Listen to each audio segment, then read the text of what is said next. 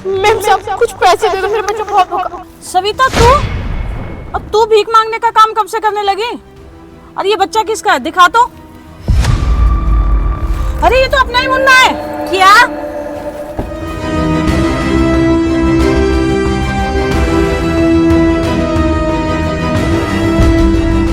दिखा। अरे हाँ मम्मी जी, ये तो हमारा ही मुन्ना है। हरामजादी नौकरानी, हम तेरे भरोसे बच्चा छोड़ के आए थे घर पर, और तू बच्चा उठाकर यहाँ पर भीख मांगती फिर रही है। अरे कितना भरोसा करके हमने तेरे भरोसे पे ये बच्चा छोड़ा था, और पता नहीं क्या क्या करती होगी तू हमारे बच्चे के साथ। रुक, तू ऐसे नहीं मानेगी, पुलिस के पास कॉल करती हूँ, पुलिस बुलाती हूँ अभी। हाँ मम्मी जी, आप अभी के अभी पुलिस को फोन कीजिए, इसको तो जेल में ही होना चाहिए। बिल्कुल सही कहा बहू तूने, इसको तो सजा जरूर मिलनी चाहिए। अरे हमने इसके भरोसे पे अपना पोता छोड़ा था, और ये हमारे पोते के साथ पता नहीं क्या क्या कर रही थी, और देखो हमारे बच्चे को लेकर भीख मांग रही है। अच्छा मेम साहब, बात तो आप ऐसे कर रही हो जैसे खुद तो बड़ी दूध की धुली हो आप। मेम साहब माना, मैं जो भी कर रही थी वो गलत है, पर ये गलत काम करना भी तो मैंने आपसे ही सीखा है। अरे मैंने कब सिखाया तेरे को कि तू किसी का बच्चा उठा के लिया और मार्केट में भीख मांग? अच्छा भूल गई आप, जो आप हर 2 दिन में अपनी बहू के साथ करती हैं, वो बताइए जरा। मम्मी जी दर्द हो रहा है। तो दुखना ही चाहिए ना, मैंने क्या बोला था बोल। हाँ मम्मी जी, मैंने पापा को बोला है, वो जल्दी घर में एसी लगवा देंगे। बस इतना ही? इतने में चल जाएगा हमारा गुजारा?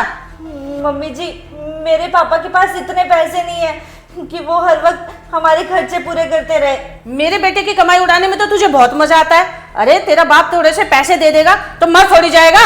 अभी के अभी अपने बाप को फोन लगा और बोल हमें कुछ पैसे चाहिए, और हाँ कुछ पैसे ना सेविंग के लिए रखेगा, जब मुझे कुछ याद आएगा ना मैं दोबारा मंगवा सकती हूँ।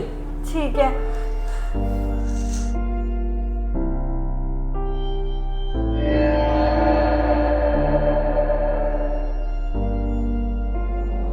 आप बोलिए मैम साहब, अगर आप मेरे को जेल भेजोगी ना तो आप भी मेरे साथ हवालात जाओगी। मैं सब कुछ बताऊंगी पुलिस वालों को कि कैसे आप अपनी बहू के ऊपर जुल्म करती हो। अरे आपको शर्म नहीं आती क्या? एक बाप ने अपनी बेटी सौंपी थी आपको, और वो भी पूरे भरोसे से, और आप क्या करती हो? उसके कंधे पर बंदूक रखकर चलाती हो। अरे उसके बाप को इतना तंग करती हो, आपको सच में शर्म नहीं आती क्या? नहीं नहीं, पुलिस को बुलाने की कोई जरूरत नहीं है, पुलिस को मत बुलाना। देख लिया मैम साहब, ऐसे मुंह बंद कराया जाता है लोगों का। अगर मेरी सास होती ना तो मैं तो बिल्कुल ना सहती, गर्दन मरोड़ के रख देती मैं। खैर मैम साहब, मुझे माफ कर दीजिए, मैंने जो भी किया वो सब जानबूझ के किया, ताकि मैं आपकी सास को सबक सिखा सकूं। देख सविता, जो हो गया सो हो गया, लेकिन प्लीज तू अब यहाँ से चली जा। और हाँ, मेरी बात है ना हमेशा याद रखियो, कभी किसी को सबक सिखाने के चक्कर में ना किसी का बच्चा इस्तेमाल मत करियो। जी मैम साहब, मुझे माफ कर दीजिए, मैं आगे से ध्यान रखूंगी। मैं ये सब बस आपकी और आपके बच्चे की भलाई के लिए कर रही थी। खैर मैं चलती हूँ, आपको आपका बच्चा और ये सास मुबारक हो।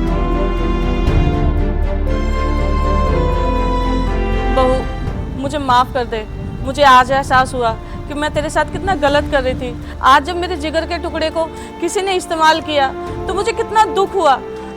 जो मैं तेरे साथ कर रही थी यह देखकर तेरे मम्मी पापा को कितना दुख होता होगा। बहू मुझे माफ कर दे, मैं बहुत शर्मिंदा हूँ। अब मैं आगे से तुझे अपनी बेटी की तरह रखूंगी, और हाँ जो कुछ भी तेरे पापा ने दिया था ना शादी में, वो मैं सब कुछ उल्टा कर दूंगी, और उनसे आगे कोई डिमांड नहीं करूंगी, यहाँ तक कि मैं तेरे मम्मी पापा से जाके माफ़ी भी मांगूंगी।